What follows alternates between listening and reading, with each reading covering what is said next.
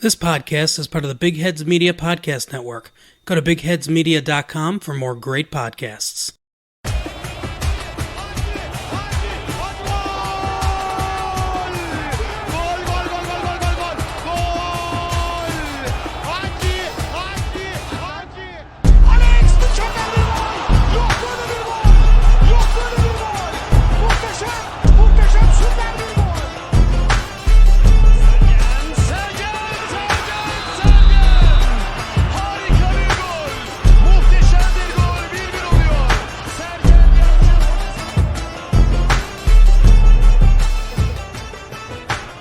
Hello, ladies and gentlemen, welcome back to Football a la Turca for the week of September 8th, 2021. This is also the deadline day in Turkey because we like to do like the British do and drive on the other side of the road. But this is in terms of the transfer market. We like to be a little bit different than the rest of the world, which has provided some of the clubs with some opportunities. Anyway, today is just a two-man panel. My good friend Yakup Marafolo joins me directly from the Netherlands, and of course, I am Kaan Bayezid, your host, and my co-host Yakup, of course. Yakup, thank you for joining me. We're just the two of us today. I could sing a funny little song to go along with that, but it's warm here. I know it's warm there. How are you doing? Yeah, I'm boiling, man. I'm boiling. But it's good. It's good. I'm surviving. It could be way worse. Yeah, for sure. You could be in the Amsterdam arena and watching Turkey getting battered by the Netherlands. Yeah, fun fact, a lot of my family and close friends have gone to the game, and they all just suffered through it because you have to. Yeah, a good friend of mine, also a Beşiktaş fan, Yusuf.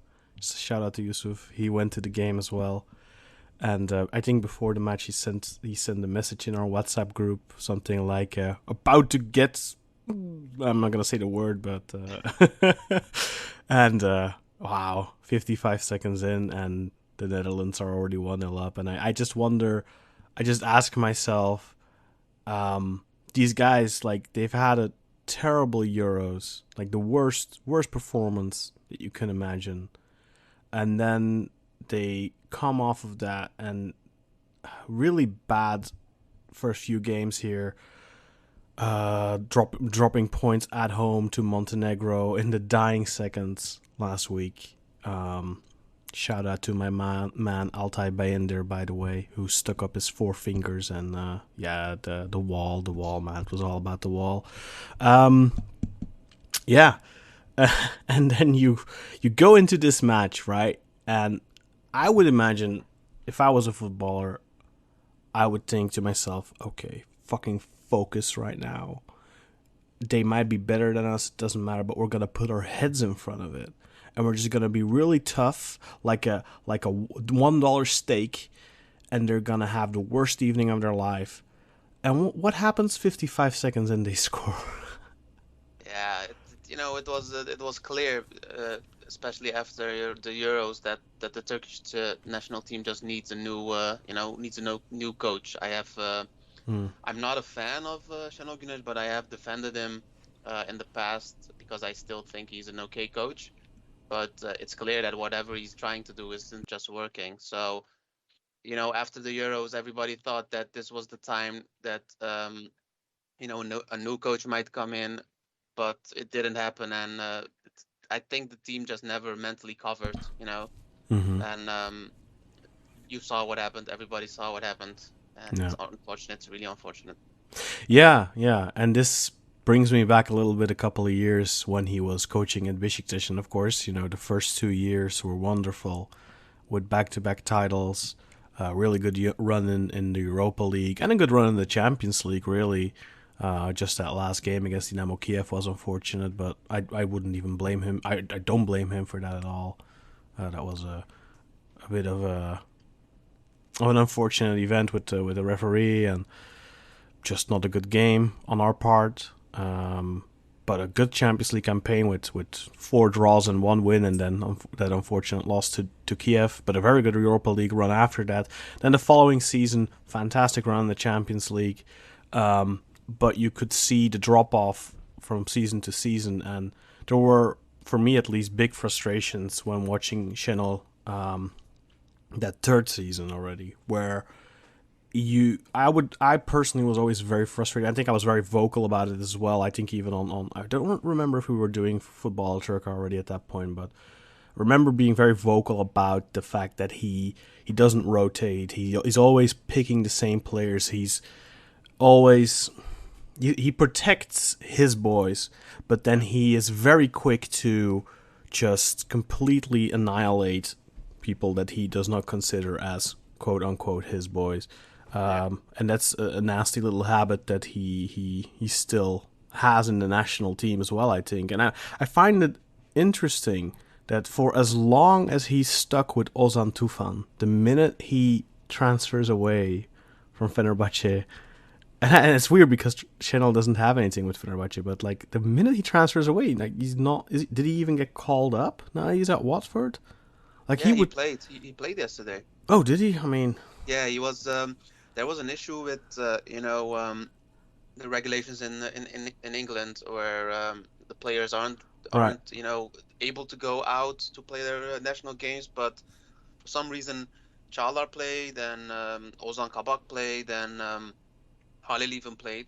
But I remember there being an issue with Ozan Tufan's release, so to say, to join the national team. So I think that was an issue. Well, is it mainly like out of Europe that it's the issue? Like South America? Like I remember hearing that. It's like a COVID thing. Yeah, because the Netherlands is a red country or something, and there's some issues with that and that was what happened with Ozan Tufan, and he did play like the last.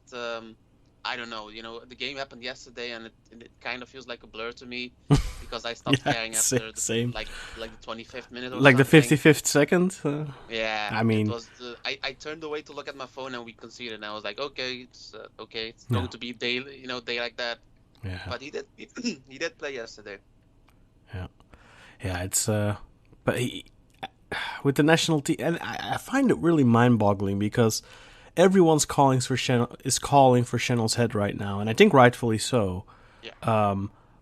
But you have to wonder what happened. What happened between the preparation to the Euros and not just like what happened between the European qualifiers, the first half of the World Cup qualifiers, and then that gap from that last game against Latvia where we already disappointed. I think that was the last game, and then the Euros.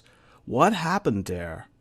Because in the Euro qualifiers, Turkey were really solid. Yeah.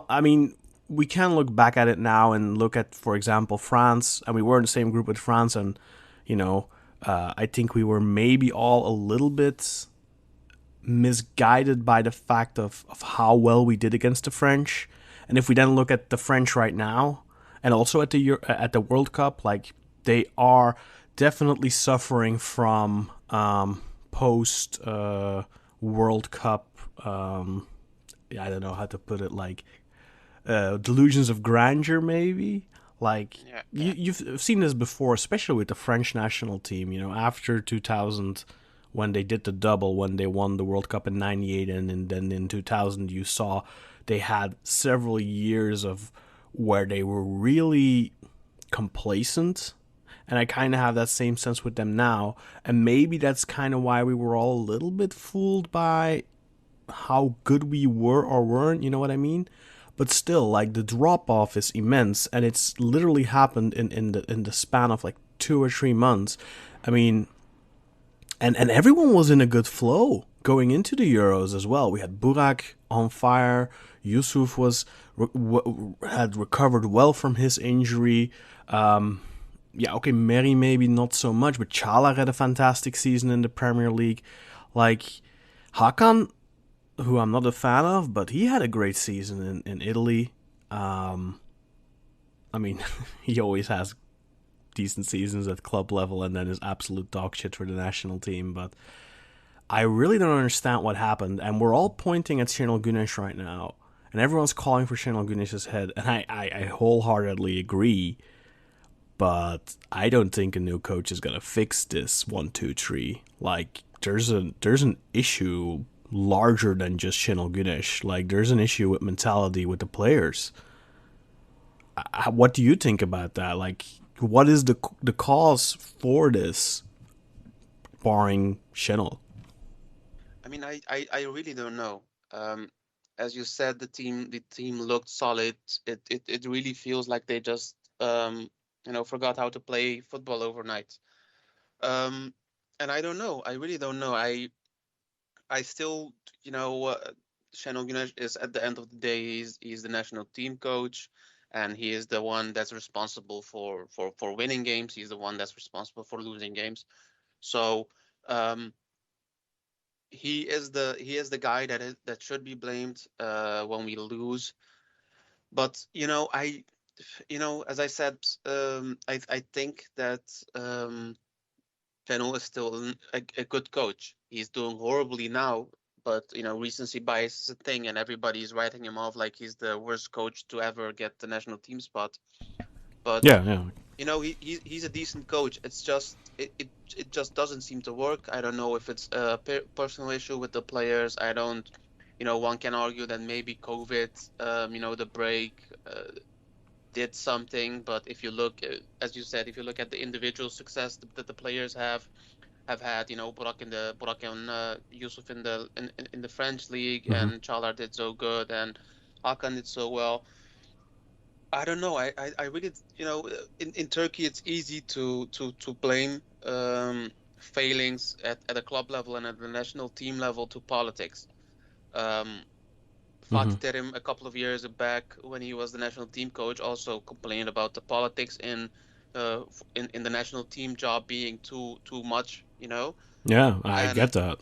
yeah, and one can argue that maybe someone somewhere just had enough of the guy, and it shows in his work, or it's pretty much grasping at straws at the moment. But you know it's just the difference between how good Turkey did and how bad they are doing currently is just night and day. Hmm. And Yeah, and even there's no reason, like there's no tangible reason that we can point to for yeah, why that would be the you, case. you if like a couple of starting players were injured for a long time, you could maybe say that maybe that's an issue, but the team is pretty much healthy. Hmm. The biggest issue was that Miri wasn't able to play for the Euros, and then COVID happened, and then a year later he was okay. So it's unbelievable because, um, as you said, Burak is doing really good with Lille. I haven't seen Hakan play, but there is a reason why Inter got him, and Had a good start with Inter as well. why Milan wanted to keep him. So he must be doing something well. Cengiz Yeah, has it's looked beyond like me he's personally, but yeah, like I never understood Hakan. Like I never I never have been a fan, but that has also some extra sportive reasons. I mean, Um, it's I can be mad at the guy too, because he was going to sign at Trabzonspor yeah, like yeah, 10 yeah, years ago, and then he just fluked out, and then yeah. But that's the that's main reason why I don't like him. Is it's not yeah, just that, but it's he's done it at every club, almost every club he's dicked around in a yeah. Didn't he very. with Hamburg? He said that he was injured and got like He ghosted them. yeah, he He ghosted them. ghosted He them got before like a ghosting sick was a slip or thing. something. Yeah, no. He I think he either changed his phone number or something. He didn't show up to training and stuff like that until they gave him his transfer to Leverkusen. He basically like just completely ghosted them. Like for me, that's something that deserves a year ban out of football or something. I mean, Like if we were going to judge every player by how decent people they are, I think no, but he took it to the extreme, and he's done it multiple times. yeah, okay. There's a difference if you do that like once or something, and there's an argument to be made. But he's done it like 3 times already. And that's just like, okay, you must be an asshole. Yeah, I mean, just not a decent human being, like with just having no moral fiber. But that stands alone, of course, from him being a good footballer. But he's, that in combination with the fact that he's always disappointed for the national team just has me Like like I'll put it this way: if he comes to Besiktas, I will not be buying his top, even I if mean, he does really well. yeah. I mean, it is what it is. As I said, I do think that Chanel has to go, but he doesn't Hmm. show any sign of leaving. No. Which doesn't surprise me because he's getting paid way Yeah. too much, Yeah. and he's just waiting for that They severance pay. they showed it And yesterday, right? Like he's earning 3.2 million euros, and Louis van Gaal is earning like 900K. yeah, I And heard that he's earning about 1.2 million, and that's for Dutch standards. That's like, okay, okay, that's we're breaking the bank, yeah, That's for Dutch standards pretty high. yeah, But yeah. I mean, have some dignity, man. Just stop on your own accord, and at least give the place to but someone but that but knows what to do. who decided, like, even let's say they got Channel right after the double with Besiktas. Yeah. Like, even then, who would in their right mind give this guy 3.2 million euros? Like, is he Ancelotti? I mean, come on. I mean, I think, yeah, I wouldn't give Sergen that. I mean, I love you Sergen, can't but compare both of them. You can't compare them. no, but yeah. Historically, he's just one of the top three trainers, in Turkey. So Yeah, of course, I'm not it's disputing that, Terim, but why do you pay that? I wouldn't pay Terim 3.2 million either. Like those are absurd numbers for being a national team coach, which is arguably less work than being a club coach. I say yeah. arguably because I know the general assumption is that it's a lot less work, but there's a lot of work involved, especially if you have a lot of players that play abroad, but you have assistants for that as well. Yeah. No, I mean, we can argue about whether the wage is justified or not, but yeah. And sorry earlier I cut you off. You were talking about Cengiz as well, and he started really well with Marseille. So, like, at club level, a lot of the players are doing well. The thing with that I always had in the past, the frustration I had with previous national team coaches was very often the selection process, where I really thought that certain players were getting overlooked and other players were just getting called up based on the team they play for. I still think there's a little bit of that. Like, take Thailand Antalyalu for example. Like, I really don't think that's a player that would get called up if he didn't play for Galatasaray. Same thing with Alparslan Öztürk. Don't get me wrong, I like Alparslan. I think he's been doing really well in the league for many years, but he is not a national team level player. And I don't think Thailand is either. I mean, maybe I'm not. Maybe Thailand you can make a case for, but for Alparslan, I really don't think you can. Especially not. I mean, I know we had injuries and stuff, and that some people weren't able to come. But like, you look at what we have centrally. Like, why are you calling up Alparslan, and why is he even getting minutes? And Efecan 2 years ago, yeah, definitely. But is he like? Why is Efecan getting called up still at this point? At age 32, I think. Like, couldn't you just find some young 20-year-old German Turk or something, or give Kerem Aktürkoğlu some actual proper minutes? Like, why is Kerem not playing? Like, it's mind-boggling. Like, on one hand, you have like Thailand and Alparslan kind of being there probably because of the club they play for, but then a kid that's actually doing well at that same club barely getting a chance. I don't understand that. Yeah, I think the Turkish team at the moment is stacked in the midfield and the defense, but going forward the team is just horribly handicapped. Striker wise, we are still uh, trusting the corpse of Burak Yilmaz, who was just a black hole in attack. Yeah. And I like the guy. Yeah, and even when Burak doesn't play, then he plays NS. Yeah, which is like we NS, saw really? how NS did. Yeah. I am biased because as a Trabzonlu, I want to see Halil do well. Mm-hmm. Yeah. But the way Halil played, the way Kerem play in the league, they just deserve it. Yeah, and Halil came in against who did we play? Gibraltar. Yeah, he came in against Gibraltar and he forced the goal. Yeah. And like if you're gonna insist on playing Kenan, why doesn't he ever try to play him as 9? Yeah, I think I think maybe he wants to play him more at the wing because he can use his speed a lot.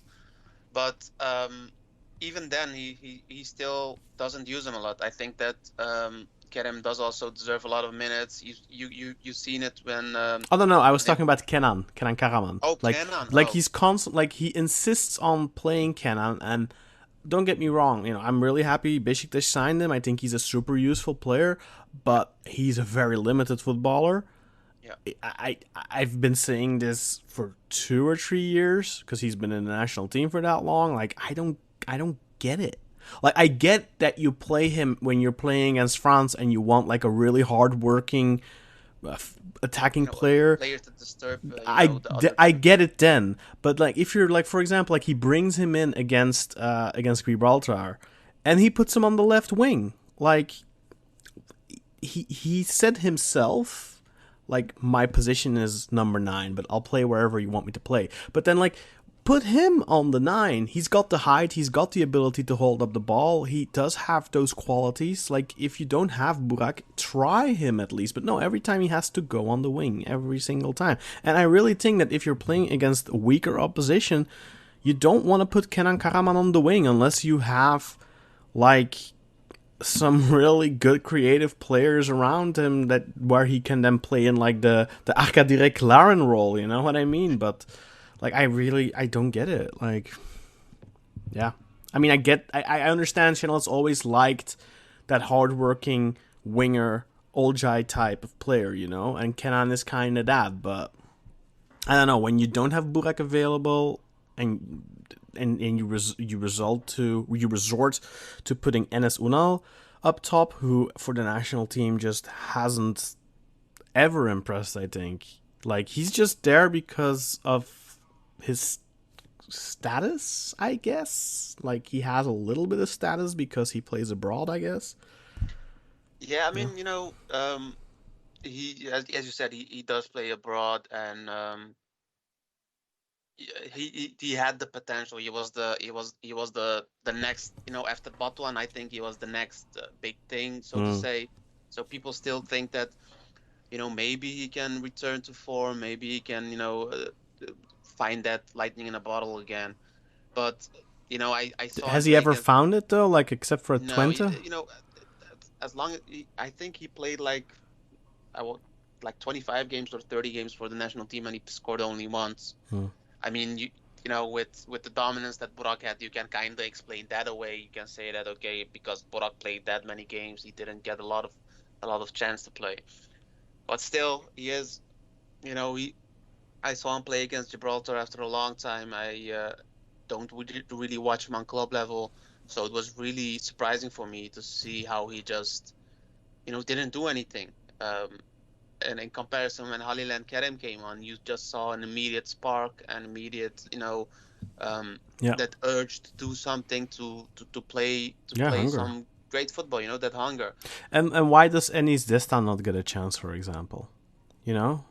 Like if you're gonna be calling up kids after, like, let's be honest, like Halil played a few games for Galatasaray last season, and he instantly got called up to the national team. Like Enis Destan's been playing pretty consistently in the second division in Turkey. He's a very young, talented striker.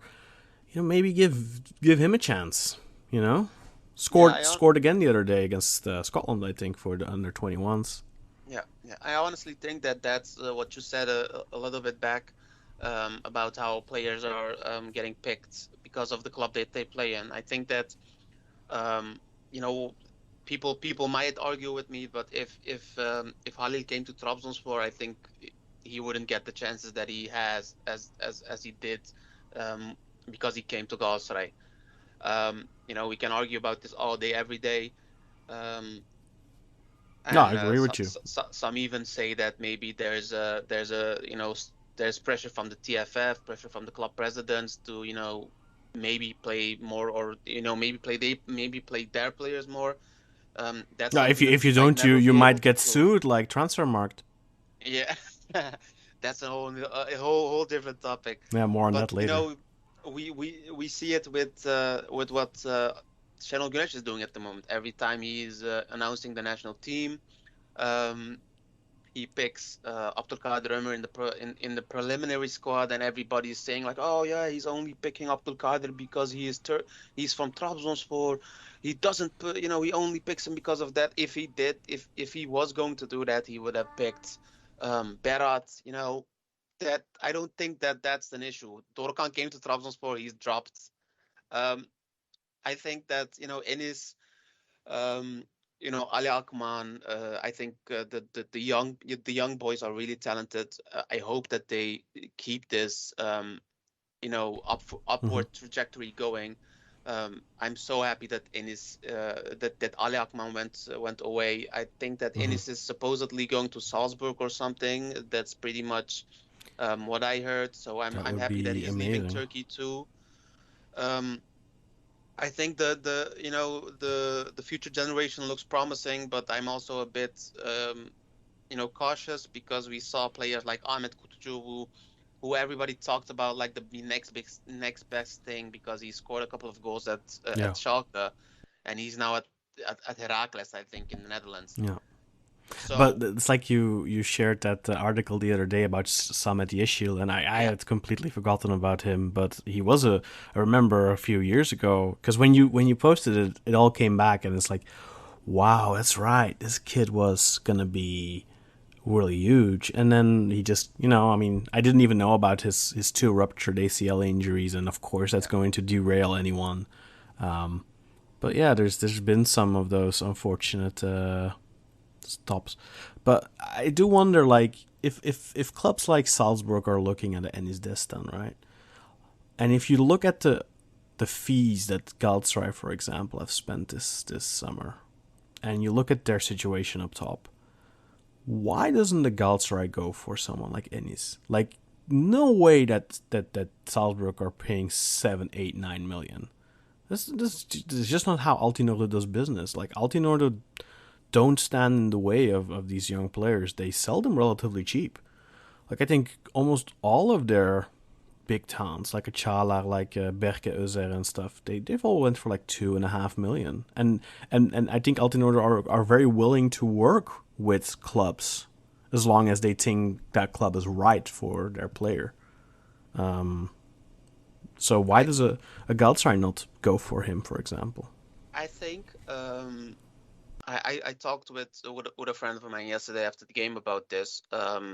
We were talking about how Burak is, it's time to leave, but there aren't that great of replacements at the moment, and we were talking about players like Enis, and he said to me, which I never really saw it that way. He said, I think because I said the same thing. I said, why doesn't a Trabzonspor, a Galatasaray, a Beşiktaş, a Fenerbahçe go for these players? Everybody knew about Ali Akman. Enis has been doing really well for a season plus now. Um, why aren't they going for him? And he said, um, it's easy. You can sell Enes to Galatasaray for, I'm just saying 5 million euros or 7 million euros, Mm-hmm. and then he stays in Turkey. Yeah, true. He stays in Turkey for like 10 years. Yeah, So you never earn anything else from that. So if they sell a player like Ali Akman or Enis Destan for like 3 million euros to Salzburg, they might earn a couple million less at the moment. yeah, But they just what do they do? They just put on a the sell-on clause 20%. for Yeah, like 20%, and the moment that they start doing well in Europe, their value just skyrockets. mm-hmm. So that potential 7 million that you might have got from Galatasaray is nothing compared to the 4 plus 7 or 10, and you can also brag about, okay, this is our players and this is what they did in Europe. Yeah, Every time but Cengiz does something, I Altinorde is the one that's that I puts don't their think hand up. I don't think Altinodo is doing it purely financially at all. Because if you, I mean, I think their standard sell-on clauses are like 20, 25%. So you're gonna have to those players, like let's say when Çağlar went to Frankfurt, was it Frankfurt? When he went- Freiburg. Freiburg. Like, how much did Freiburg sell him for? Like, they didn't sell him for 40 million. So 20% of, I don't know, 10 million or whatever. What did they get for him? Let's look it up quickly. Altenorda sold Çağlar to Freiburg for 8 million. Oh, really? I thought it was 2.5 for some reason. That's what Transfermarkt is saying. And then Freiburg sold him to Leicester for 21 million. Okay, so let's say they got 20% of that. So it's like That's 11 another million in total. 4. That's another 4 million.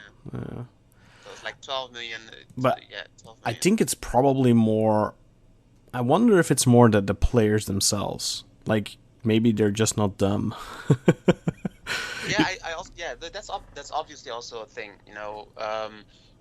Why would you go to a top 4 team in Turkey when the chance that you might be replaced by an over the top has been Especially legendary. as a striker. Yeah, your chances are really slim in the top teams because a new president might take over and the first thing he does is like sign a 37-year-old Wesley Sneijder or something, So For the record, Wesley Sneijder was like 28, I think, or 27. No, for some reason that's the first thing Yeah, that yeah, came yeah, up to my mind. DJ Drogba, but I mean, Yeah, let's say Drogba. Drogba was like 30, 34 or something. 34, I yeah. think Something like that. he went to Galatasaray. But Or Pepe.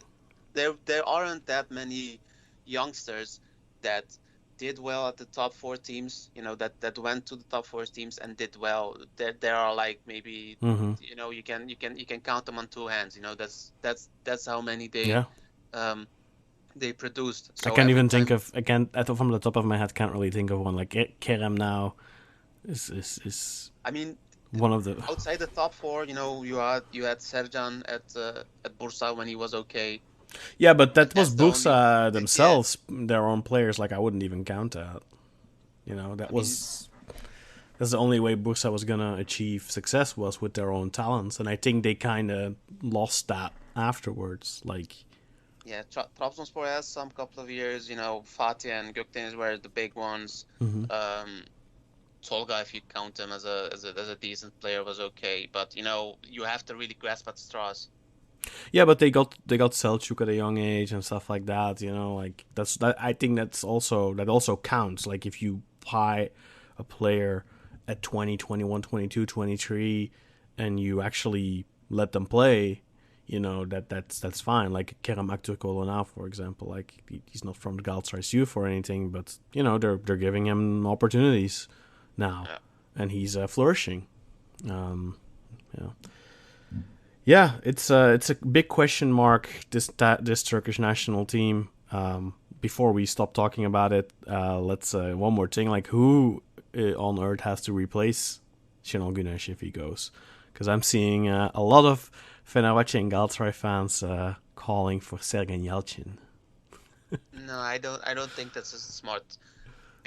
I don't think that's smart for Sergen, and I don't think that's smart for the national team. I think their paths will cross in the future, but it's way too early. I also think that even if Sergen got the position, got it offered to him, he won't accept it.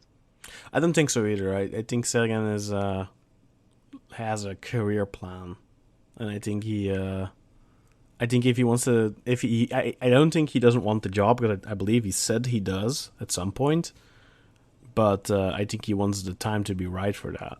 And Sergen, when he got offered the Besiktas job, that was in a very bad position, but I think he kind of felt a sort of an obligation at the time to do it.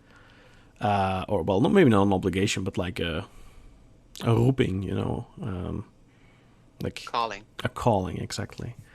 Whereas I think with the national team right now, it's a massive shit show. I mean, it would be career suicide, I think, for him.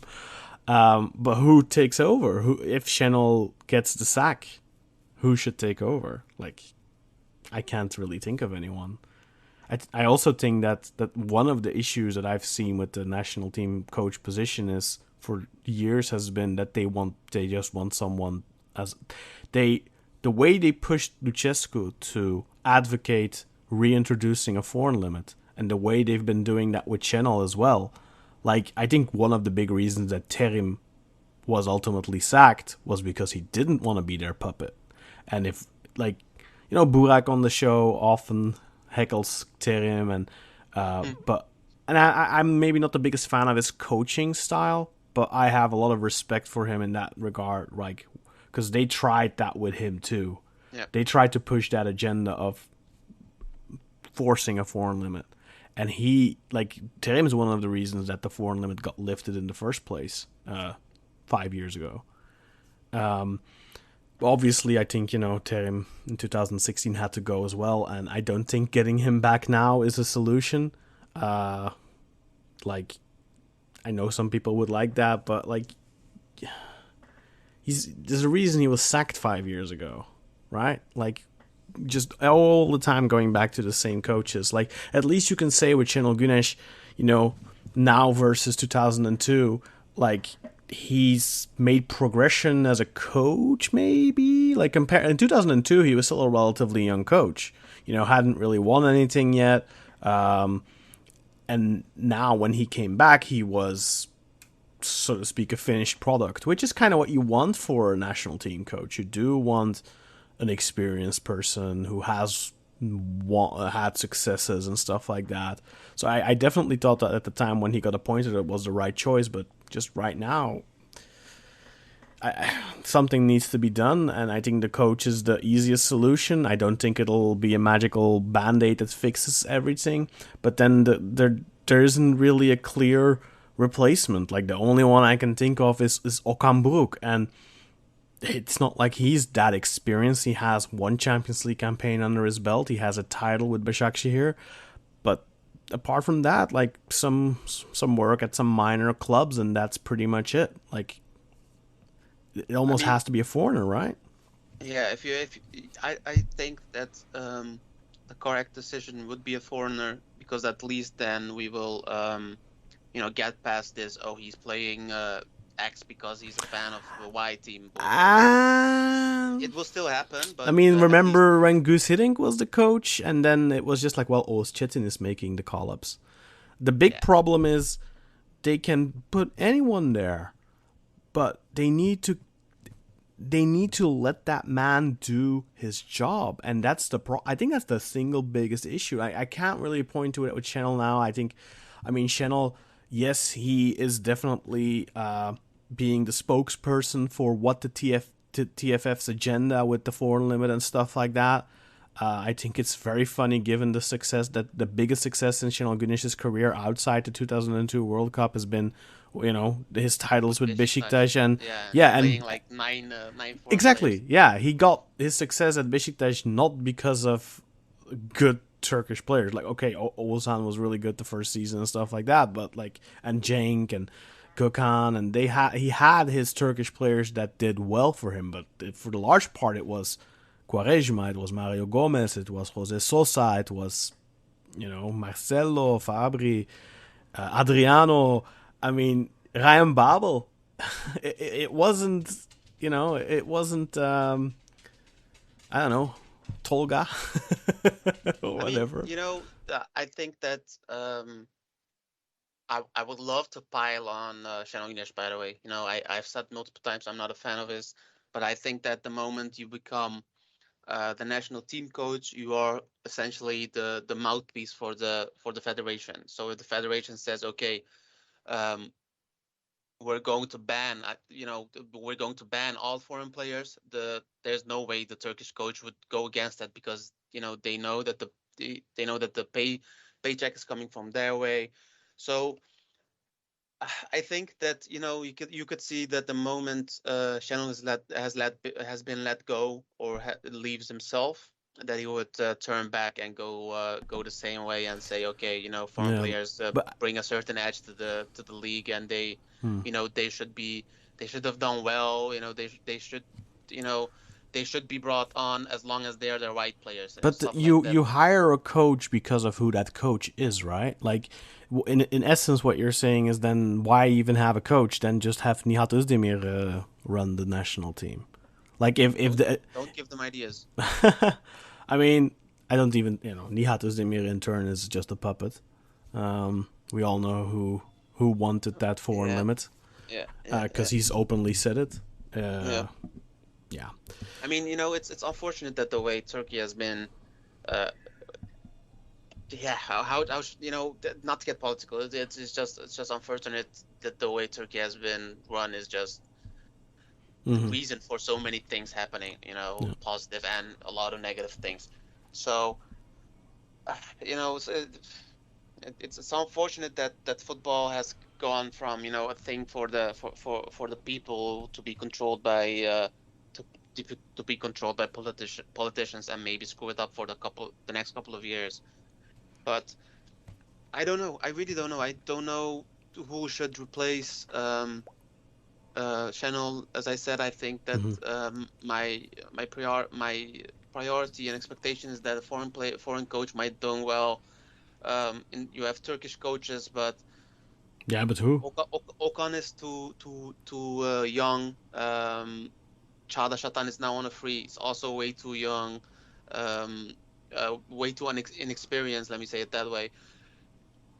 I could, I don't want Fatih Terim to go back because I do think that he needs a couple years away from football to maybe regain his. I don't know. I don't want Yeah, to say but tactical sense he'll because he's not the be most tactical a couple person. a couple of years away from football, and he'll be in Yeah, into his 70s. but you will be at least fresher. Sure, maybe. I think it's. I don't. The thing is, like, you could say, okay, let's bring a coach that knows the country at least, like a foreigner, like a Christoph Daum type. But like Christoph Daum, maybe in 2010 that would have been a good choice. But in 2021, I don't think that's an option. Joachim Low, maybe. That was the one that I was going to say. He's going to be free after the next World Cup, I think, or is he already? I think he is, isn't he? Yeah, we could bring him back. He was at Fener and Ankara Gücü, no, Kayseri or something like that. I don't know, man. Long time ago in a galaxy far, far away. So, he has ties to the country, and he has his own criticism. People think that Germany was good despite of him being the national team coach. But his trophy cabinet is just full. So maybe we need someone like Arsène Wenger. I think I legit think that could be a good choice. Like, because just the way he operated at Arsenal, he's going to watch a lot of players, and I don't think Arsène Wenger would be someone that would bend to the will of politics, like, oh, you need to have that many Fenerbahce players and that many Beşiktaş players and that many Galatasaray players, and oh yeah, don't forget the token Trabzonspor player, I don't think someone, I would hope, but that someone like Arsène Wenger wouldn't bend to that. But then I had the same hope for Mircea Lucescu, and I was a little disappointed in that. I have to admit. Anyway, do you have anything else to add on the glorious national team of Turkey, or do we move on? Hopeful for. No, I don't see any hope in the horizon. As long as as long as the coach is the same, I don't see any improvement. Yeah. And Çağlar now suspended, and Ozan suspended. Yeah, like 6 players are. The Ozan is suspended. Okay is suspended. I think. Çağlar is suspended. Yeah. When they went on the pitch, like seven of them were on the limit, so it was due to happen. Maybe it's a present in disguise. Maybe now that some other players get the chance, they are forced to play in a different way. I don't know. I like to think that I tend to look at the bright side, but there is no bright side at the moment. Yeah. Anyway, last day of the transfer window. Okan Koç, Ali Koç said it a few weeks ago that once the window in Europe closes, there's going to be some opportunities for in his case Fenerbahce. Although I don't think Fenerbahce did much post the transfer window shutting on the 31st. They got Diego Rossi on the 31st, I think. And then they got... Who else did they get? They got that. Right, Berisha. Didn't they get Yeah, Berisha but on the they got first? Berisha, they got Max Meyer, but I think Yeah. that was before. And they got that. I think he's Mexican, that defender guy. No, he played at like the second division of the Portuguese league. They have been buying so many players, I just can't keep up. Yeah, and Miguel Crespo, I didn't even notice that. central midfielder. So, and another midfield. Yeah. What are they doing? They have like 20 million midfielders, I swear. And then Galatasaray today must have landed by now, I believe. Gustavo Assunção, I think, from the Portuguese league. Yeah, that's what I saw. I think I saw a picture of him at the airport or something like that. They were also going for Mendy.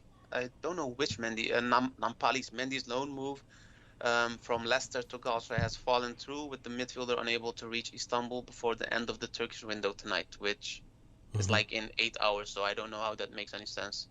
So maybe That's tests and stuff, corona tests and whatnot. Yeah, and Trabzon have been super quiet. They got their homework done ages ago. Big props to them. Like, has Trabzon even transferred anyone in the last 10 days? not that I know of. There were a couple players that they are thinking of getting, but when it comes to Trabzonspor, it's always alternatives to alternatives to alternatives. So Yes. it's kind of hard to differentiate between what is a true story and what is not a true story. The most recent player that joined the team was Siopis from Alanyaspor, who I think is going to be a really great player for the team. And they were thinking about a player from Lille, their left back. I'm forgetting his name every time. That they were thinking that they about getting him, but yesterday I read that he's not coming. Domagoj Bradaric. No, that can't be him. He's way too young and valuable. Yeah, that's the name that I heard. Didn't Feyenoord get Lille's right back then or something? Feyenoord? Yeah, or Ajax maybe. No, I don't remember. Anyway, and then maybe the biggest surprise was Miralem Pjanic to Beşiktaş. Must have been on the 2nd of September, I think, right before the UEFA list got the last day, the limit for the UEFA list. Pretty big move. Think they all kind of came out of left field. Beşiktaş was trying to get Gedson Fernandes, but that just Benfica put them on their list and on their UEFA list, and they said they have been saying this the entire window. Basically, 15 million euros is what we want. If you want him, that's the price. So Beşiktaş ended up going for Pjanic instead at the last minute. But Galatasaray kept trying for Gedson, but I find it a little amateuristic from Galatasaray that they kept trying past the UEFA deadline list. They should have signed this guy now, Gustavo Assunção, before the UEFA list deadline. It does show a lack of ambition for the Europa League, I think. The fact that they left this to deadline day in Turkey. I understand wanting to keep going for Gedson, but Benfica has been really firm on it. They've placed him on their UEFA list now. I think it's pretty clear they were not gonna let him go on loan. So kind of a weird decision there on Galatasaray's part. But all in all, I've said this in the previous episode as well. I really like Galatasaray's transfer policy. Again, this is a 21-year-old midfielder. He's on a loan with option to buy. If he does well, that's a great get. They also got Marcao from the Portuguese league, from a mid-table team. He's done really well for them, except now recently some extra sportive stuff. But this could be another hole-in-one for them. A 21-year-old that they could potentially sell on for a lot of money. I gotta give credit to Burak Elmas, the new Galatasaray club president. The transfers they've been doing, all young players with potential, and obviously you have to wait and see how they do, but can't fault someone for this type of a transfer policy. How do you like those moves that Galatasaray have been making, and what do you expect from them going forward? I mean, I was surprised. I was surprised because, as you said, they have been going for a lot of young players, and it doesn't really match into, um, Terim as a head coach and playing young players. It's not really a thing um, that happens a lot with him. So they He are did it in thinking. the 90s, right? Like Hakan, Bülent, Okan. I mean, if you have to go like 25 years back, that there's a problem. But as you said, I think they are really great transfers. They did spend like 25 million or something on all the players. Yeah. But I'm always for it when you play when you get young players. I would rather have you have a team spend money on a young player and develop and um, make money of a potential next transfer Yeah. than having old geezers in the team. So um, I'm surprised, as I said, but I think they are really great moves. I did wonder though because they spent like 20 million, like 25 million, but Yeah. they didn't sell anyone. Everybody that left either left on a transfer free or on a loan move. Yeah. The biggest one being Falcao, and they are finally um, Rid of his wages. they're finally rid of him. Emre Akbaba going back to Alanyaspor is also a thing. He was linked to Trabzonspor a couple of times, but they didn't sell anyone. It's really surprising. Did you see the Rizespor thing where Yeah, with Olcan. where they where they basically exposed Galatasaray for for fudging the books. They I don't know how they did it, but like because they had a settlement with Rize now, Yeah, and Galatasaray tried to make it look on paper like they made money. yeah. I don't know, but I was pretty funny that Rize made it official and stuff. And also, I love the silence from the TFF, like just a complete and utter, uh, just absolutely ignoring it, like just not even acknowledging it. I mean, from what I heard that Galatasaray didn't even pay Rizespor.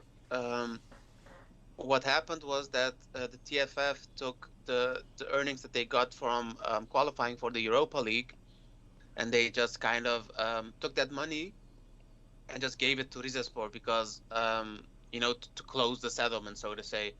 I don't know how true it is, but that's what I've been hearing on the internet, that Galatasaray didn't even want to pay it or didn't think that they had to pay it, and TFF pretty much just took their money and gave it to Rizespor. Could be wrong, could be true. I really don't know, but in Turkey, it sounds like something that could happen. I mean, it sounds like it sounds unreal. It sounds unbelievable to me that the TFF would actually do the right thing. It sounds very out of character. Yeah, but I think a good window for them. What do you think of Fenerbahce? They added some quality. That Diego Rossi guy from the MLS from LAFC is supposed to be pretty good. Also a young player. Yep. Valued pretty highly, and then Like Berisha. 18 million or something. Yeah, but transfer market, like Yep. they're those inflated prices. They're Yep. not realistic. I mean, I find it funny that Fenerbahce are complaining about that, and then they sign Berisha and that Diego Rossi guy who have very high values on transfer market, and supposedly they signed them on a budget. Yeah, Berisha is a very curious one for me in particular because PSV were very keen on getting him, and they couldn't because he costed 12 million. Like, how did Fener even pull that off? And the donkey chimes in as well. So as for Berisha, I don't know. But there has been an issue with him. The transfer mark saga has started a little bit with him. Um, the reports are that they paid 5 million for him, which if they did, they should have made a cup announcement, which they didn't. So it's been a big issue. Um, I don't know. Was he like on an ending contract or something that Fenerbahce got him I so don't think easily? so. I don't understand. I wouldn't even like 5 million. Like PSV didn't sign him because Salzburg were insisting on 12 million. So Yeah, and he did play a lot last year. if they got him like for 42 games and scored 22. So if they got him for 5 million, that's okay. I mean, Good business. it's probably a backloaded contract where every so many games he just gets. Maybe. Probably the easiest way to also avoid the financial fair play things. Yeah, Alikor did mention that next year their financial fair play settlement will be over. So I think that might be the thing where they just sign him for X amount now, and then, the coming years maybe there will be certain clauses triggered or something. We'll see. But good signing though, and so is I think Rossi. Young players as well. Really surprised by both Fenerbahce and Galatasaray in a positive way. And I said this last time too, but just I really like their transfers. Finally, some thought being put into the transfer policy, and that doesn't always work out. Because I was very happy with Beşiktaş's transfers 2 years ago when they went for guys like Pedro Rebosho and stuff like that, and it didn't pan out well. So, but these are especially for Fenerbahce, I think these guys are a little bit higher profile, Berisha in particular. I think Diego Rossi could be a very interesting signing as well. Very curious. It tickled me a little bit that with Beşiktaş you have Sousa getting Alex Teixeira, and then you have what was it Nkudu getting Batshuayi, and this running gag of player agents, and then for Fenerbahce it's Muslera getting Diego Rossi. If I was a Galatasaray fan, that would slightly annoy me, I think, especially if he pans out well. But yeah, good moves by them, and they did get Rossi before the deadline. I think they got Berisha before the deadline as well, so at least Fener stacking their team up. Last time we recorded, we didn't have the Champions League draws yet, did we? And the Europa League draws. No, I don't think we did. No. Well, okay. Well, one last thing then. Let's talk about that. Beşiktaş grouped with Ajax and with Borussia Dortmund, and then with the Portuguese champion Sporting. Probably the draw that you would if you are looking at the draw beforehand and you're looking at pot 1. I think Sporting are probably one of the teams that you'd want to get. With all due respect for Sporting, I'm not saying Beşiktaş are gonna have an easy time against them at all. Could easily be 2 losses. But, if you look at the possibilities, I think Lille and Sporting were probably 2 of the better options from pot 1. And then from pot 2, Borussia Dortmund. You were very excited about the possibility of Messi finally coming to Turkey, or Ronaldo maybe. But no, not per se Ronaldo. Yeah. Okay, but I'm actually really frightened and excited about Erling Haaland. I seriously think if that guy doesn't suffer any severe injuries, with the Messi and the Ronaldo era kind of coming to an end slowly but surely, there's been some talk of we will never see this again. But I think if you look at the numbers that kid is putting out, man, at Erling Haaland, I think he's already really close to being the best footballer in the world right now. He's obviously not yet there, but I think he's in the top 5. I don't know. You could disagree with me. That's fine, but he's so lethal and so phenomenal. Yeah, he's such a beast. He's so tall and imposing, and it's so weird to see him run because he has so tall legs and he can cross the pitch in 10 seconds. I just hope for him that he can keep it up. That's the question, of course. That is the question, of course. Does he stay healthy? Does he have the will and the hunger? But if he does, I think he could break. I think he could have Messi-like statistics by the time he's 34. Obviously not in terms of assists and stuff like that, but goals. Messi's around 700 goals, I think, right? Or 500. I don't know, but really high up there. I think Erling Haaland is definitely going to get there as well. I mean, he's got 100 plus goals already, and he's 21. So yeah, I'm kind of I'm both excited and frightened from the prospect of him coming to Vodafone Park in just a couple of days, because Besiktas are opening against Borussia Dortmund, which I think is very unfortunate. Like instantly starting off with your toughest team at home. I mean, on paper, the toughest team. Like, Besiktas still have a lot of players that, like, Texera, Batshuayi, Pjanic, like, they also have to settle in. I think in, like, a month or so, I definitely think Besiktas can do something against any of these teams at home. I think Besiktas can get points. But opening immediately against Dortmund with those players not yet fully integrated in the team, that's gonna be a tough one. I think Besiktas are a little unfortunate there in the calendar. But yeah, I mean, at the end of the day, it could have ended in pot A, where you had Manchester City and Paris Saint-Germain.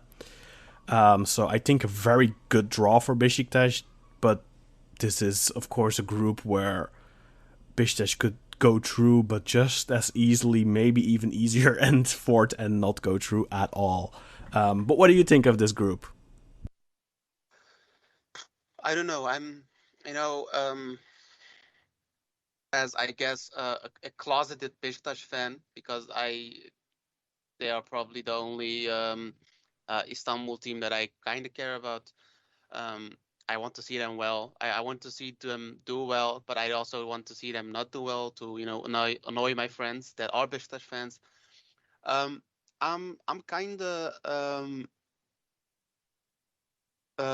cautiously optimistic, but I'm also scared because you guys have a lot of good players, and as you and I spoke privately, that this team is just if Doomed to fail. yeah, it's doomed to fail. Before Galatasaray and Fenerbahce did all those transfers, I was like, okay, Beşiktaş is just too good, on paper to achieve what they are supposed to achieve, Yeah. But if players like Batshuayi do, I think Batshuayi is going to do really well. If he adapts to the team, if players like Teixeira adapt, Pjanic is going to be the guy that everybody is going to look at. Yeah. He's going to be the Mesut Özil of this year. If they all perform, there's at least Pjanic has had a really good international break already. I think he's got 2 goals and an assist promising in the last 2 games, so that's something at least. But still, it's if I was a Beşiktaş fan, I would be nervous as hell, because this team has the quality to go really far or crash and burn really quickly. I don't know. I'm not really a predicting guy. Never have been, but I want to say they will continue in Europe. Let me say it like this. To be as vague as possible. If that is in the Champions League or in the Europa League, I don't know. I think that would be a success in this group. It's a very good draw, but it's also a very good group. I think Sporting have some amazing talents. Like one of their biggest, Pote, of course, their biggest talent probably. Upcoming young Portuguese player that is going to be the next Bruno Fernandes probably. Like they have a really good team, Sporting do, but they did lose João Mario, so that's interesting. Ajax not as good as I think that Ajax is going to be really difficult. Yeah, of course, but I think Ajax are not as good as they were the previous years. Like I kind of feel like there's a little bit of maybe Ten Hag has been there too long, and I don't know. They don't feel as good. They did at Berghuis, Yeah, I know. Unfortunately. I know. I don't know. I'm really scared of the Dutch teams because the quality difference is just too high, and people just like to underplay their qualities. Yeah. I think Ajax, it's a very tough opponent, but I'd rather play them now than 2 years ago. You know what I mean? Yeah.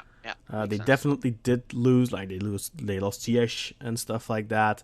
Um, yeah, and then they have some players that I think stayed too long, like Taliafico and and Onana, of course. Still did he end up leaving now because he was suspended, and I think it was No, out of contract, right? No, he's still at the team. He's going to leave on a yeah, isn't free at isn't the he end of joining this year. Lyon or something? Like that's what I was hearing, that he was going to Lyon, I but mean, he can't play until like yeah, November, yeah, and yeah, then afterwards, his contract ends like next year. yeah. So Yeah, it's probably he's going to leave. He's going to sign a contract in January or something.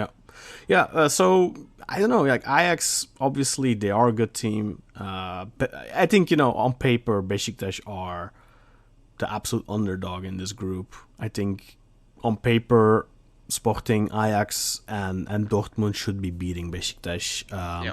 Not both home and away, because it's the Champions League at the end of the day. There's no easy opponents. Like even if you get like Sheriff Tiraspol, just ask who did they knock out in the last round? I forgot. But yeah, nothing's easy, but yeah, it's gonna be tough. But if Besiktas can get out of the group, even into the Europa League, I'm actually quite excited of that. If I would prefer Besiktas to go into the Europa League, because in the Europa League with this team, I think if Batshuayi works out, if Pjanic works out, if Alice Teixeira work out, those are a lot of ifs. But if they do, I think that Besiktas can go pretty far in the Europa League. Whereas in the Champions League, let's be honest, like even if you get out of the group, like you probably come out against Bayern München or something in the next round and get smacked, like last time. So yeah, I'd be more excited about going to the Europa League, quite frankly. But anything. If Besiktas get more than 4 points, I'll be happy, quite frankly, because it's a tough group, man. And Besiktas have a really good team on paper, but these teams are still better. Anyway, let's move on to Galatasaray, because they also had a draw. And a pretty tough one at that. Just quickly looking at their fixtures here quickly. So they are up against... They're starting their campaign against Lazio Roma. Then they're playing away at Marseille, and then they're playing away at Lokomotiv Moscow. So they're starting at home against Lazio. Lazio had a really good start in the season in Serie A. They have a really good team. Marseille had a good start of the season. They, of course, added Cengiz Ünder. Lokomotiv Moscow, I'm not that well informed on, but I've been keeping my eye on both Marseille and Lyon and Lazio, and I think that's a really tough draw for Galatasaray, especially given that I like their team, like with all these new young guys, but I think Galatasaray are gonna lack experience, and the pillars of their team, like Muslera, they're kind of sinking away in the ground at the moment. So I don't give Galatasaray a lot of chances in this group, unfortunately. What do you think? I mean, I think that they picked a really bad group. If their performance against PSV is of any the quality showing of their team, that it's going to be really difficult. But PSV are really good though this season. yeah, I but feel even from then to now, the team has changed a lot. yeah. The new players, the couple of highlights that I saw of them, they did pretty well. Morotan is doing pretty well. I don't know, as I said, you have the worst person for these segments, because I'm not really a predicting guy, but Me neither. I suck at it. if So yeah. if they do go through, it's going to be hats off to Tatum if Yeah. he's still there. They really match something, and I think that the biggest issue is their striking issue. For some reason, people are already downplaying how good Mustafa Mohamed is. Diagne is still there after going away every year. It's going to be really difficult for them. I think they need a clear forward, clear striker that they know they can trust to do what they want to do. Yeah, and how does Mustafa Mohamed respond to his transfer to Bordeaux not going through? Because he really was pushing for that move, and from what I hear from some Egyptian colleagues, is not happy with his current situation. He might be checked out mentally already. Yeah. Even read some rumors, and I have not confirmed this with those Egyptian friends of mine, but I even read some rumors that he doesn't want to work with Fatih Terim anymore. So I don't know how much of that is true, but he was definitely, that I can say, was very upset with his transfer not going through, which is also a curious situation because Galatasaray loaned him with an option to buy, and then they were going to sell him now to Bordeaux with loan with option to buy. And the problem is Bordeaux couldn't pay straight away because Bordeaux also have financial issues. So what would have to happen is Galatasaray would have had to trigger the clause with Zamalek and buy Mustafa Mohamed, I think for $4 million US.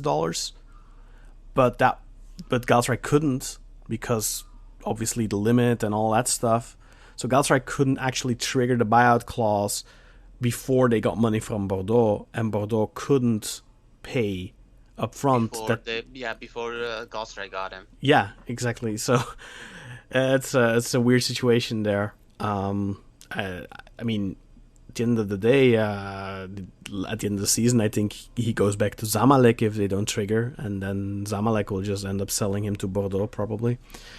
But yeah, I wouldn't be surprised if Mustafa Mohamed doesn't feature that much this season, which is a shame because I really liked him when he first came, and then when he got Corona, he dropped off a little bit. Well, he dropped off actually when Terim insisted on playing Falcao and playing them together. That just seemed to take the wind out of his sails after a really promising start. But yeah, the whole Diagne situation, they tried to offload him twice already. Once to Brugge, then last season to West Brom, I guess it was, right? Then they relegated and they didn't trigger the clause.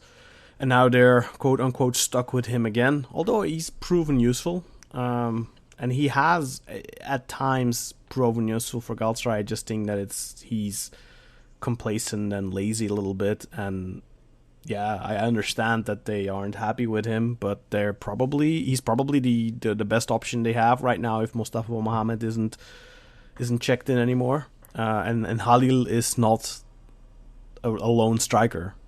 That's just it can't work. Halil, Kerem, Morutan, Chikaldao, those are all really good footballers, I think, from what I've seen from Morutan and Chikaldao so far at least. So that could work. But I think when you have to, in the league especially, if you have a team that's stubborn and defending really well, and you need to find like an answer with a target in the box, then I think you're missing some pushing power, with that front line. Although, I mean, just the combination football that they were playing against Kasim Pasha, that could do well against most defenses, I think. So what do you think of this group? Are they going to get out?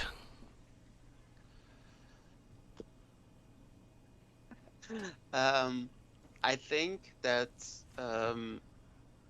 Galatasaray is going to have it more difficult than Beşiktaş has it. Because on paper, Beşiktaş has a team that is already ready to face their opponents. Mm-hmm.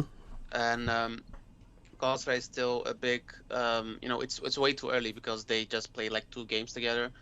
But I think that even if they fire on all cylinders, that is going to be difficult. So I don't know. I want to say they will end up third. The advantage that you have in the Europa League is that sometimes teams don't take it very serious. Whereas in the Champions League, you don't have that. Like in the Champions League, Dortmund, Ajax, Sporting, they're never going to half-ass it. Whereas in the Europa League, you can have the situation where a team like Lazio is like, it's the Europa League, let's focus on the Serie A this season. We want to win the Scudetto or something, That might happen. Personally, I don't think it will, and I think Galatasaray will probably end in 4th place here. And I also think Besiktas will end fourth, by the way, for the record. I think the first games, both for Galatasaray, they have a more difficult group because they're only going to play 3 games. Besiktas is going to play at least home and away, so it's at least a little bit more. So they have their own fates in their own hands. But what do you mean 3 games? There's this home and away games in the Europa League. Oh, okay. I'm sorry, my brain fart. That was back in 2005 when they introduced the groups for the first time. You only had 3 games. I'm sorry.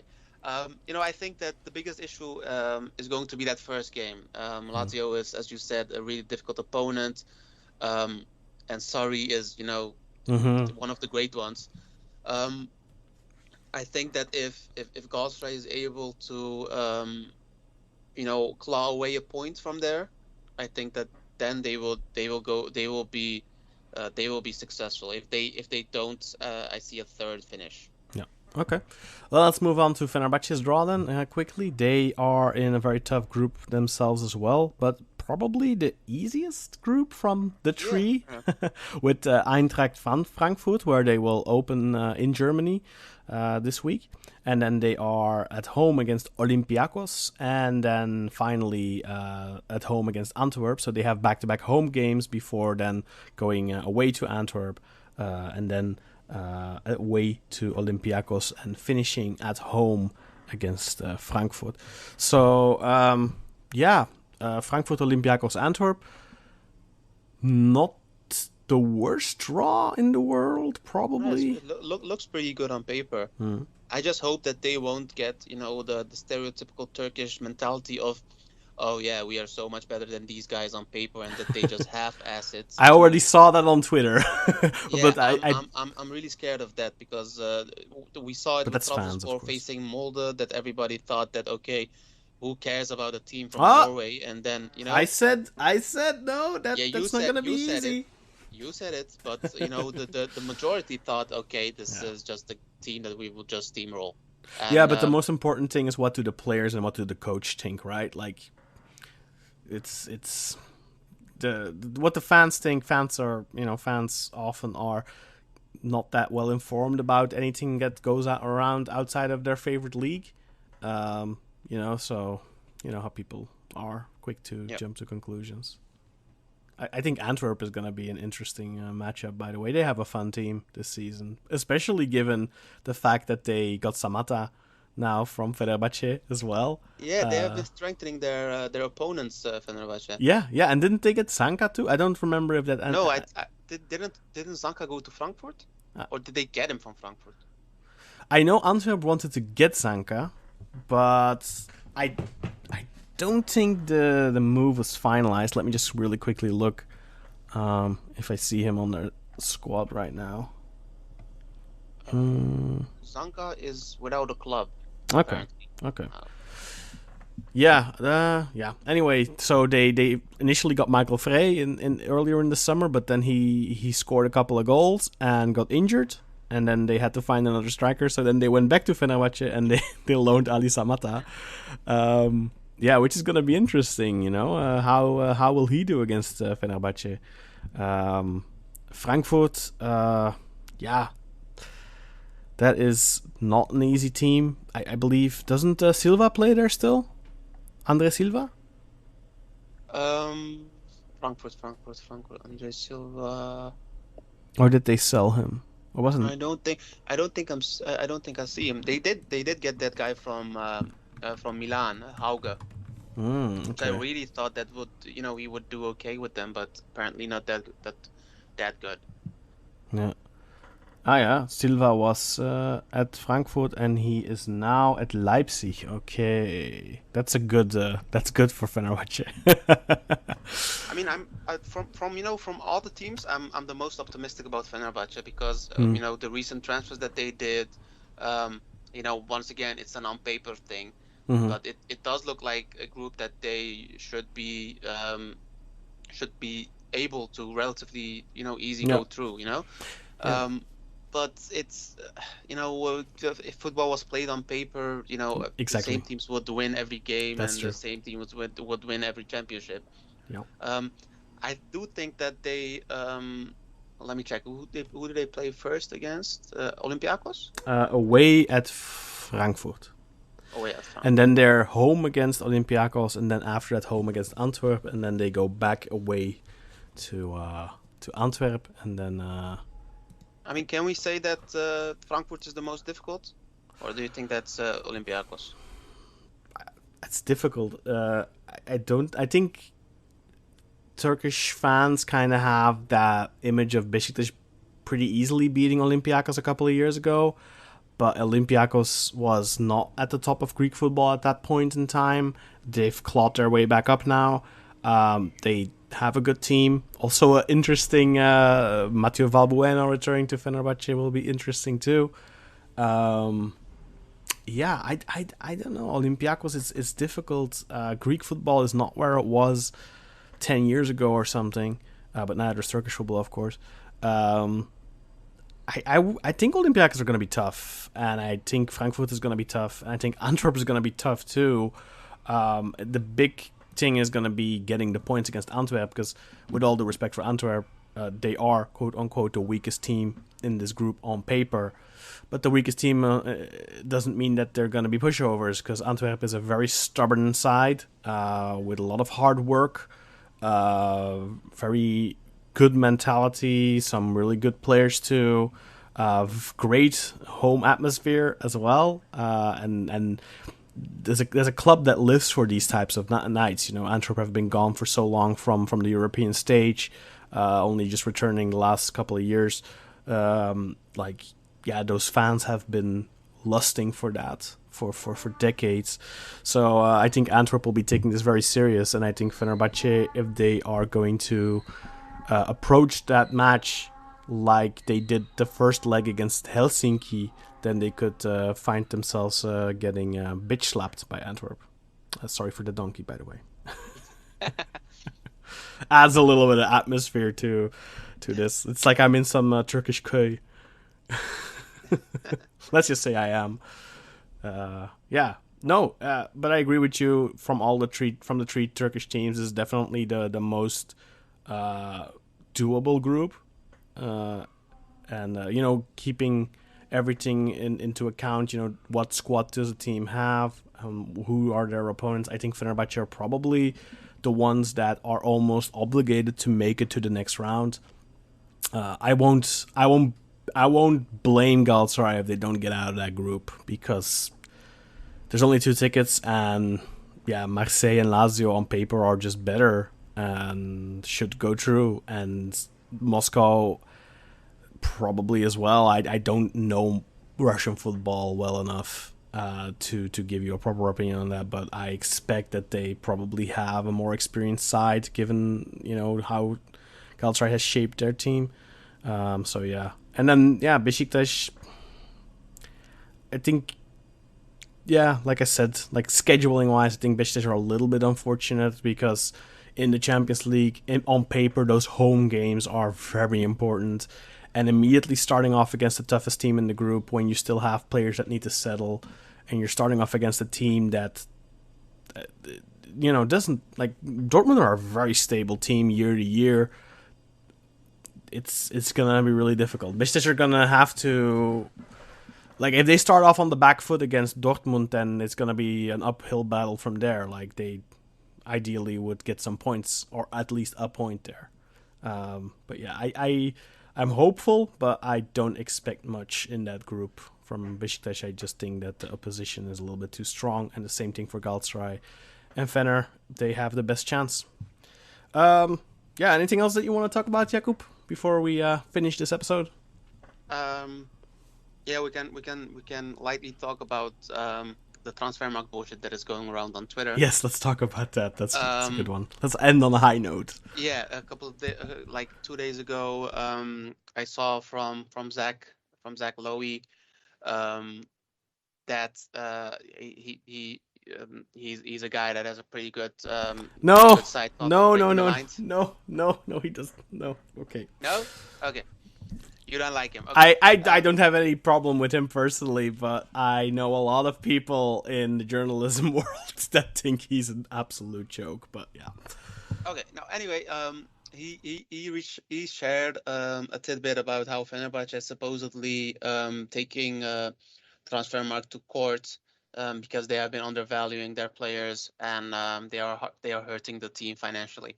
Um, this retweet that he had was from an account that, you know, they had like, I want to say like 80K followers. Um, so who knows? I do think that it's pretty much bullshit that Fener is going to do that. But we're living in such a place at the moment that Yeah, I wouldn't even remember surprise me. there was something like that a couple of months ago where we all thought, oh, that's bullshit. Fenner would never do that, and then they released Then they this, did it. and then they did it. I don't remember what it was, but I just remember thinking the same thing. I don't remember what it was though. But Well, the account has 175,000 followers, and you know, yeah, followers aren't really a benchmark for how quality the news is, yeah, but how yeah, quality the news is. But you know, over the time, I have been seeing this stuff since the Uğurcan Altay like rivalry has grown between the fans of the club. They are nitpicking pretty much everything from both sides, and you know, they are talking about the transfer values. So Uğurcan is at the moment the highest valued Turkish player. Um, with Pjanic joining Beşiktaş, he's now the most you know, the highest valued player in the competition, according to Transfermarkt, an arbitrary site, by the way. yeah, Um, so there have been tweets all over Twitter with Fener fans comparing players like Ferdi Kadıoğlu to Abdülkadir Ömür. One of them compared Serdar Aziz, from of all people, to Victor Hugo, saying that okay, Victor Hugo might be better, but he's not two times. You know, he's not double the value of a Serdar Aziz. yeah. But how old is Serdar? He's like 32, 33, right? I mean, Hugo isn't really the youngest either. No, but Hugo is like 30. Serdar Aziz is just bad. it's the same as Domagoj Vida. Domagoj Vida is arguably the best center back in the league, right? Like you can make a case for other players probably, but like, you know, let's look at the career. Let's look at what, you know, arguably top three, right? Yeah, But yeah, look at of his course. value. He's like, I don't know, on transfer market. I think he's rated like 4.2 million or something. You know, Yeah, you also need to take into account age and decline of the value. That's a big part. Like Muslera is, okay, he's been horrible the last couple of months, but on paper, by far still the best goalkeeper in the league. But nobody in their right mind is going to pay 15 million euros for a 34-year-old Muslera, or 35, I mean, whatever he is. yeah, I mean, and we also have to we slash they also have to understand that the market value changes in the on Transfermarkt aren't a daily thing, aren't a weekly thing. They get updated like every couple of months. So the Yeah, current value of the players is stemming from May, so like they are 4 months old. yeah. Um, And to but my what knowledge, by the way, those values are just done by volunteers, not by professional scouts, just volunteers. Like FIFA, the yeah, FIFA database, the attributes from the players in FIFA is done by volunteers, football fans. You cannot yeah, compare it to Football Manager. Football Manager actually employs and pays scouts, professional scouts, and people who work for the Football Manager database have gone on and worked as scouts for clubs. yeah. There's a big difference there in professionalism if you compare, and in quality. Like you could compare Transfermarkt to the FIFA database, and I work for the FIFA database, right? Like I know, like you or anyone who's listening right now, like just, you know, if you're 16 years old and you love football, you can apply and become a reviewer for FIFA for the games. You don't need any experience, you don't need any scouting degree, nothing like that. You don't need anything like that. And it's the same thing for Transfermarkt. Like the people who work on it are people who, at best, I'm not saying that there's no scouts who put data in, but the people who work there are doing so on a voluntary basis, and in large part at best are going to be people who just give an educated guess. And the level of that education varies largely from person to person. Like, it's completely, like Yakup said, arbitrary. Like, I know some clubs put too much stock into these things, like the values of Transfermarkt.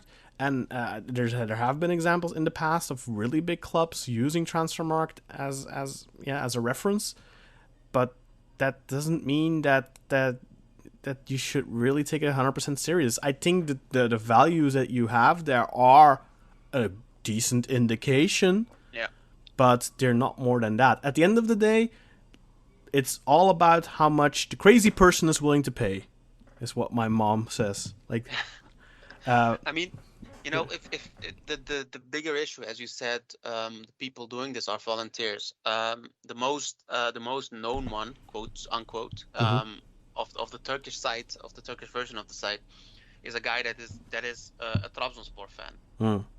So the issue has become that a lot of people are saying that he's biased, and they are tweeting every Transfermarkt post and saying and asking the Transfermarkt admins from the international site to fire him because he's being biased and he's intentionally putting keeping the Trabzonspor players' transfer values high whilst also keeping Fenerbahce players' values low. But Fenerbahce are the second high. Like, if you look at Transfermarkt, if you go to the Super League and you rank the teams on value, Fenerbahce are the second highest value team in the Super League, just 7 million lower than Beşiktaş.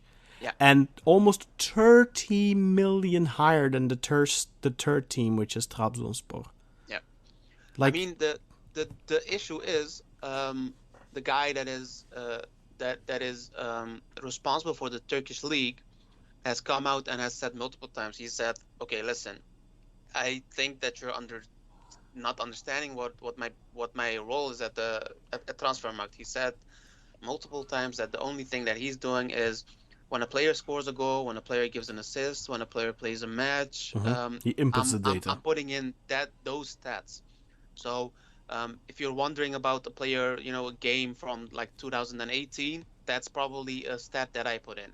When there's a transfer, he looks at the cup announcements or at the announcement from either team and, or from his sources, and that's what he puts in.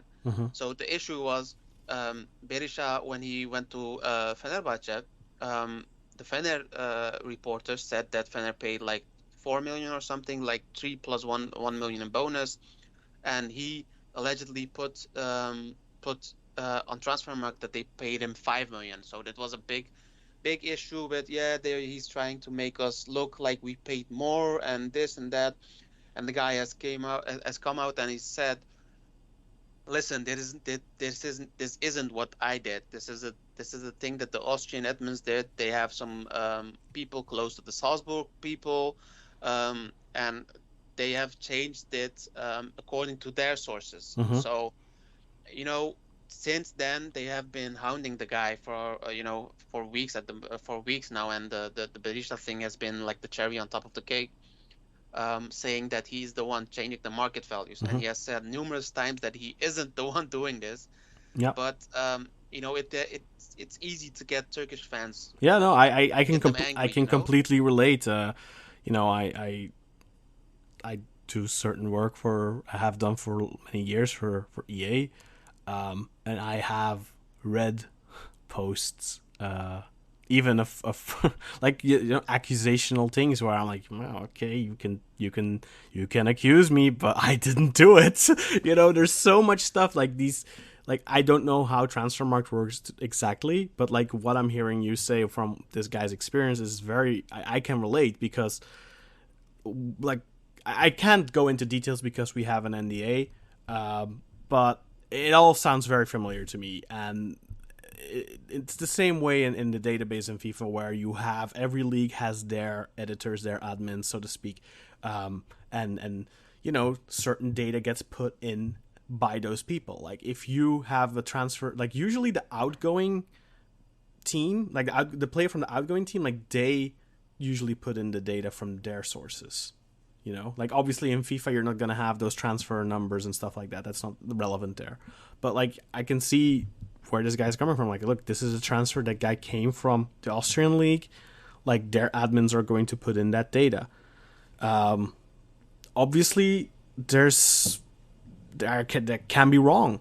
Like these are so often fees are not disclosed and they are just estimations. That happens a lot. In Turkey, we have a relatively transparent system with the whole cap announcements. But also very often, the reported numbers into cap are not legit because there are other There are like bonuses and clauses, just bonuses, hiding. clauses, other ways of paying stuff. There's many different ways. Like in Belgium, you have people who pay for players with kitchens, for example. So yeah, favors in natura. Yeah, I understand. Yeah. I mean, it's just silly that if it's true, which once again I like 99.99% of my body believes that it's not true, because that's a way too childish behavior for a team. Um, Yeah, but why? let's Why look at does it happen in Turkey?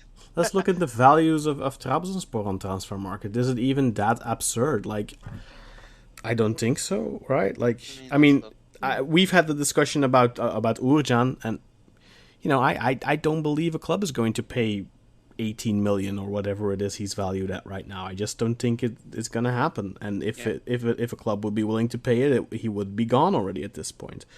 I also don't 100% believe in what club presidents say in the media, because I remember vividly Orman talking big about Domagoj Vida and stuff like that. And the fact of the matter is he was saying 25 million, he's not leaving for less. If somebody would have come along and offered 12 million cash, he would have sold him. 100% sure of that. Let's see. So at Fenerbahce, at Trabzonspor, let's rank players on their value, right? So Urjan is valued at 19 million. I think that's too much. But if he would be valued at 15, I'd say yeah, sure. Because I think roughly, if you value him at 15, you're probably gonna sell him for 12 or 13, maybe, depending on the position on the negotiation table. 19. If he would have played a really good Euros, I could see it, because that does a lot for a player's value. Abdulkadir Umur is valued at 8.5. Yeah, he was a really, really big talent. And if it wasn't for his injuries, I mean, look at Yusuf went for 17, I think. Yeah, like 16 and a half plus some bonus. Yeah, let's say Yusuf went for 15. Like, Abdulkadir is a player that could have easily gone for the same, if not more. He was the bigger talent, but he had really unfortunate injuries. Like, so I think 8.5. I mean, I don't think a team is gonna pay that right now, simply because they won't want to take the risk of a player that's, I think, torn his ACL twice. Is it twice? No, not twice. I think once in 1920. All right, but then he's had some other injuries, right? So I don't think a team is going to risk paying 8.5 for him right now. But if you look at purely, age, talent, potential earnings, I think 8.5 isn't like a huge overstatement. Bacaseta 7 million. He's a great player. I don't think anyone's going to pay 7 million for him given his age. He's 28. Turkish league, Greek league. It's probably a little bit more than realistically would be getting paid for him. Cornelius 6. I think that's realistic given what Trabzon paid. They paid 5, right? Yeah. Vitor Hugo. How old is Vitor? He's 30 years old. 30. 5.5 million for one of the best defenders in the league. I think that's pretty normal for a 30-year-old. Trabzon paid something like 4 million. Yeah. Nwakaeme, 5 million. Yeah, I mean, that's probably high because of his age. But he's really... That was the biggest one, because a guy on Twitter and on Reddit said that, Valencia, how can Valencia be worth less than him, a Fener fan, because Valencia scored more goals last year. And I said, okay, he said, and I'm phrasing, you mean people are actually surprised that Valencia, who scored more than Wakaime last season, who was the star of his nation along with James Rodriguez in the 2014 um, 2014 World Cup, who played in the Premier League, is Oh, less valuable than is someone is who never James played in a major league. Ecuadorian? I didn't know that. I, you know, the issue I have with this is that, if you're taking, stats from 7 years ago, it doesn't make any Yeah, fucking yeah. sense either. If the transfer market, see, at the at the core of the problem, this issue about an arbitrary site once again. Why do people care so much? Why do people care so much? So, I mean, Dorokan, 4.7 million. Like, I wish we Yeah, could you have should be sold at it. least like I, 25. I wish we could have gotten that type of money for him. But I doubt it, since, let's be honest, Dorokan wanted, quote unquote, to go abroad, and there were no offers. So, when you're free and you can't get a club, then yeah, I don't know. I don't know. Like, these numbers are so, like, you have to put a value on these players, right? Yeah, Marek Hamsik is worth 3 million. Like, okay, he's 34 years old, but he's still really good. Yeah. I don't know, man. Like, these numbers don't look extravagant.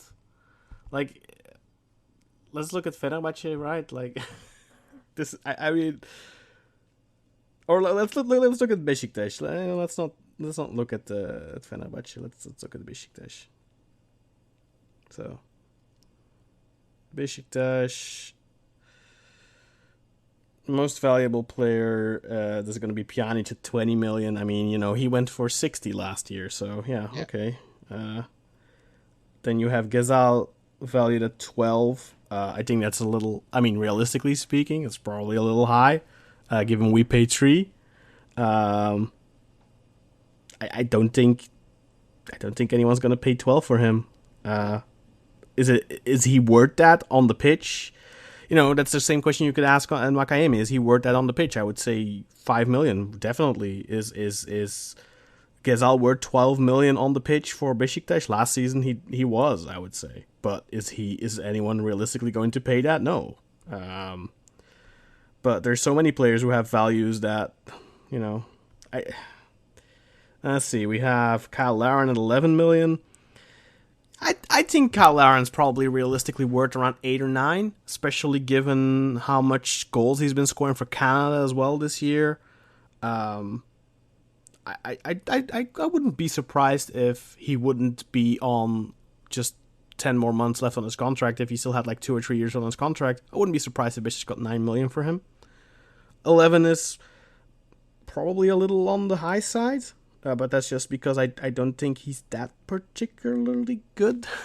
Because he's been fantastic. Don't get me wrong, but I still think of him as I could think of Kenan Karaman as a very useful but limited footballer. Like Batshuayi here, 10 million. Like, talent wise, I rate Batshuayi over Kyle Larin, and they're not that far apart in years, in age. But of course, Batshuayi hasn't done much in the last 2 years, so that's pretty normal that he's gone down. Because he went to Chelsea for 30 something 4 or 5 years ago. Obviously, he didn't do that well. So yeah, Valentin Rosier, 7.5 million. I think that's actually right on the money. I think that's probably his words right now. Besiktas are paying around 5 million in total, I think. So I think I'd agree with that. Alex Teixeira, 7 million. The guy's 31 years old, I mean, it's normal that the price goes down. Souza, 7 million.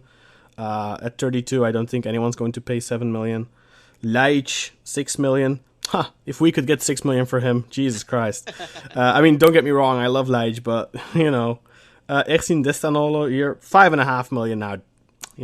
Should be at least 35. I think that should be at least, realistically, if I was Besiktas, I would not sell him for less than 9 million. Like 5.5 million, I would never sell him. Simply because of the foreigner rule and stuff like that, and he's only 20, he's got so much upside. I think realistically, I think 9 million for Ersin is fair. So I think 5.5 is probably on the low end here, but, he's only 20 years old, so look at Urcan, look at Urcan Altay. They have 2, 3. In the case of Urcan, like 4 years of Super League experience under his belt. Altay has 3 years or something. Like Ersin is just starting his second full season, so that's pretty normal that his value hasn't appreciated that much. Nkudu, 5 million. Yeah, why not? He's 26, 5 million. We paid 4. Seems roughly what he should be. I wouldn't imagine he's gone up. Salih Uçan, 4.5, 4.6. I don't think anyone's going to pay that, even though I like Salih. Vida, 4 million. Yeah, at 32, almost 33. Even if you are good, your value is going to go down. I don't know. Like these numbers, it like I said before, it's all about what the crazy person's willing to pay for it. And a player who's 29, 30 years old, realistically, they are rarely going to go for their value if they play in the Turkish league. Like, yes, a 30-year-old or 29-year-old Miralem Pjanic can go from Juventus to Barcelona for a lot of money. But a 30-year-old Alex Teixeira, probably not, because he plays in Turkey. I know Sosa went for 7.5 to Milan, and there's always those exceptions, but I don't know. Like you said, arbitrary numbers. I think they should be more seen as, these values should be seen more as the players' word on the pitch for their respective team, rather than what another team is realistically going to be paying for a player. Although I do think that Ersin is undervalued. But yeah, I don't know. I think, I can understand people being a little bit, raising their eyebrow at Urcan being valued at 19 million. I think any player in the Turkish league being valued at 19 million is not realistic. Like, there's only one player that's gone for 20 plus, except for Sørloth, right? And both of, Sørloth and Cenk both went for 20 plus, and look how they both did. So. And Bolic. Bolic went for $16 million, I think. Arda? Arda, 12 million euros. Come on, there has to be one, because I looked at this. No. Is Balic it wasn't Bolic, it was Balic. Balic, yeah, 21 million. I knew it. No. That was $16 million at the time. Maybe it's probably adjusted for inflation or something. But he went for $16 million, I think. Pretty sure. Although I might be confusing it with Chardel. But still, I mean, when Balic went, there was no euro. So it's definitely adjusted for inflation. So, let's see. Elvir Balic transfer fee Real Madrid. Let's see if we can find anything. I mean... Cenk is 22.5, Balic is 21, Muric is 18.5, Yusuf is 17.5, and Jardel is 17. I mean, if Muric can go for 18 million, then Urcan should be able to go for 19, right? At least, like 45 million. It's just the market we're in. Like, Turkey... I always compare it, like, the Netherlands when you look at Ajax. When you buy from Ajax, you're buying a Ferrari. When you buy from any Turkish team, you're buying a Fiat.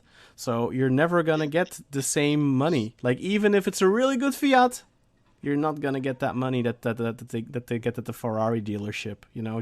Just stamping that little Ferrari on it is extra, bam, 5 million. Just right there. Just that little, just that Ajax school. That's just, it's just not...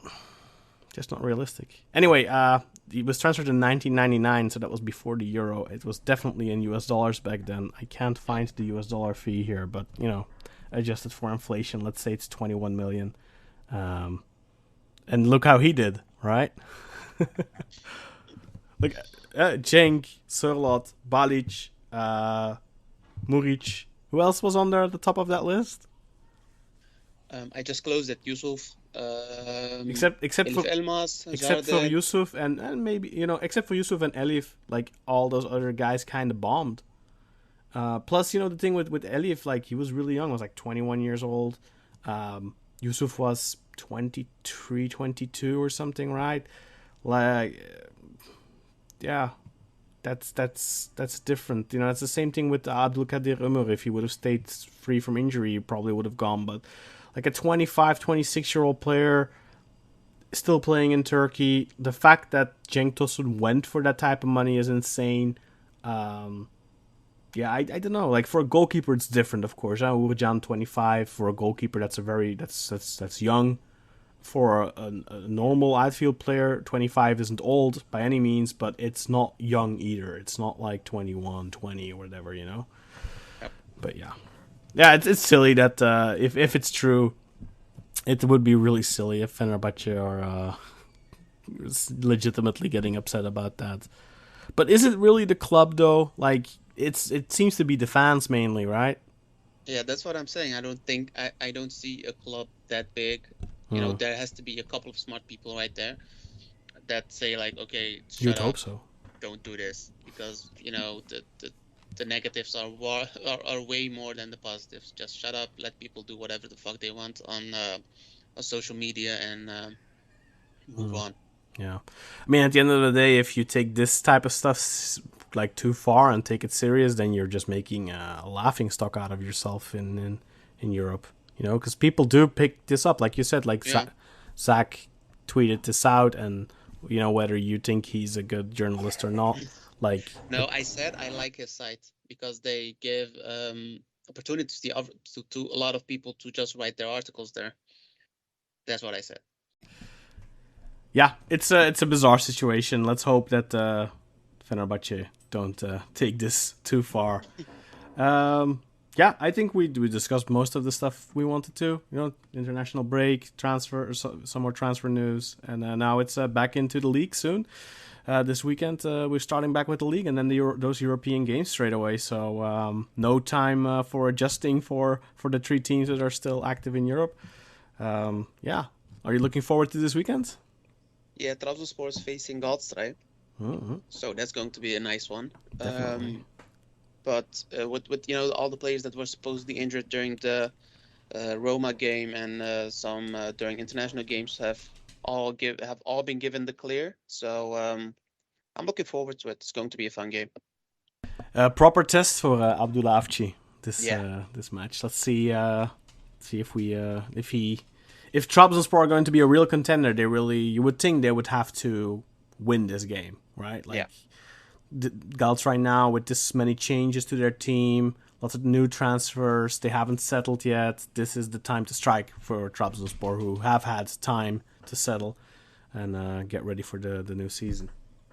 Let's hope they do well. Yeah, well, anyway, good luck this weekend, and we'll speak again soon, and have a great evening. Yeah, thanks for having me, man. It's weird, just the two of us. Umut should have been here, but he had some issues. But can't wait to talk to you again.